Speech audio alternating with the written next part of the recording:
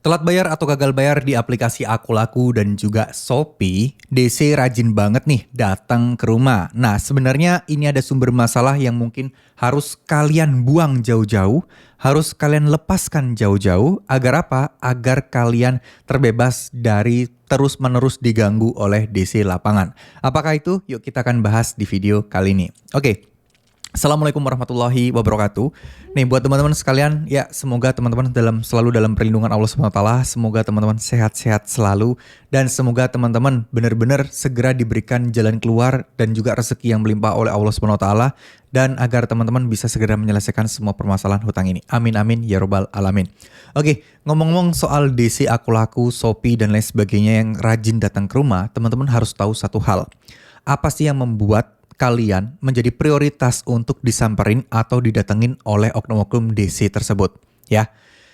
Jadi ini, DC itu selalu mempunyai daftar orang-orang yang akan ditagih, orang-orang yang akan dikunjungi, orang-orang yang menjadi top prioritas untuk ditagih terus-menerus.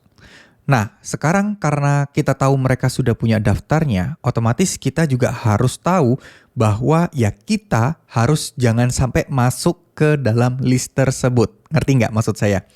Jadi ya gimana caranya kalian nggak jadi top prioritas atau nggak diprioritaskan lagi. Nah itu yang paling penting. Sebenarnya gini, DC itu akan menilai.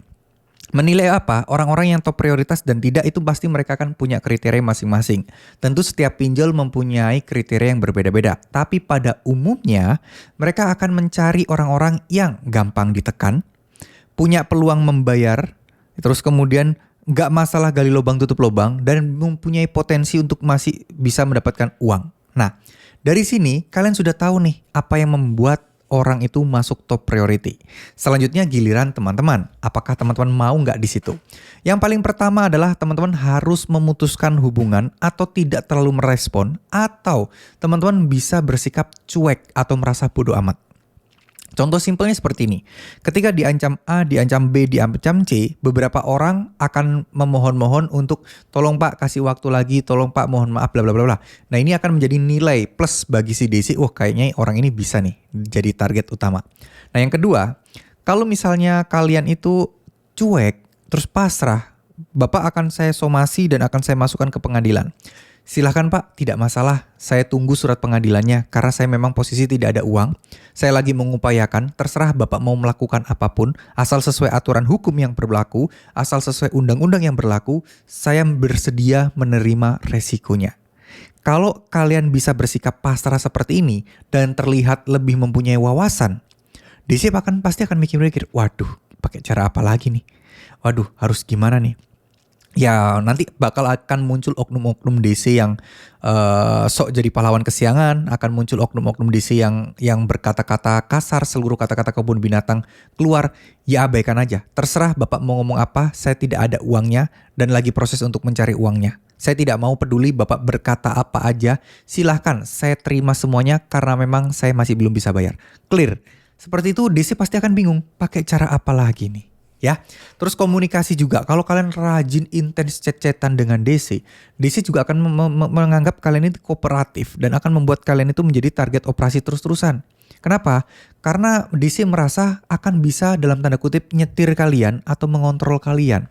Nah, oleh karena itu kalau kalian merasa mental kalian masih belum cukup kuat, teman-teman jangan atau nggak perlu terlalu menggubris masalah tersebut. Ya, jadi sekali lagi, segala permasalahan, segala sumbernya adalah dari komunikasi dan juga sikap teman-teman.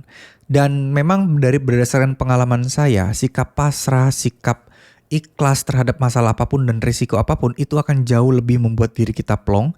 Dan tentunya membuat DC itu juga bingung lagi harus menagih kalian dengan cara apa. Nah, tapi untuk bisa mencapai di titik posisi yang agak plong, ikhlas, pasrah terhadap segala sesuatu yang terjadi, itu sangat-sangat susah. Kalian harus berusaha untuk ikhlas. Dan ikhlas itu benar-benar susah. Teman-teman harus meningkatkan ibadahnya. Berkomunikasilah dengan Allah, curhatnya sama Allah, minta tolongnya sama Allah.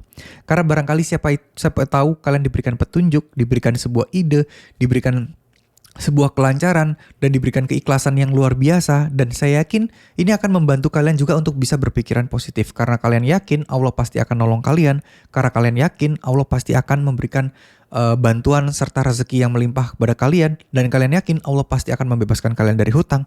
Itu akan membuat kalian lebih optimis dan membuat kalian lebih tenang menghadapi semua resikonya ya.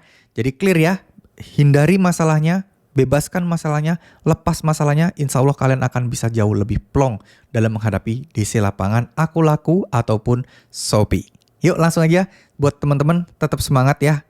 Kita berdoa bareng-bareng, semoga semuanya diberikan rezeki yang melimpah, semoga semuanya diberikan petunjuk, semoga semuanya diberikan perlindungan oleh Allah SWT, dan semoga masalah pinjol ini segera beres semuanya. Amin amin ya robbal alamin. Terima kasih. Wassalamualaikum warahmatullahi wabarakatuh.